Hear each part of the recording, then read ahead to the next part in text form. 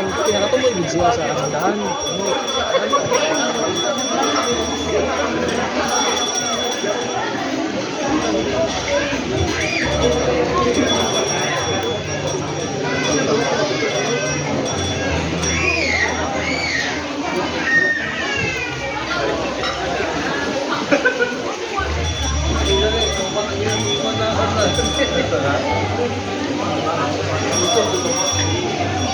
Guys, ito ngayon ang bagong restaurant dito sa Cordoba na pinagkakaguluhan. Sungka Native Restaurant. Ibang klase ang setup nila rito, no? May mga fish pond. Tapos ang table nasa gitna mismo ng fish pond. Ayan, like that. Ayan, maraming mga customer. Andun siguro yung taga-luto. Ayan.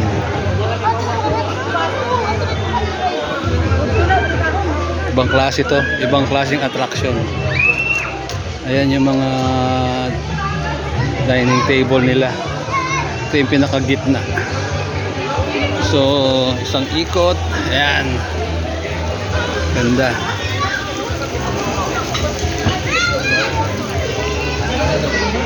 Very nice.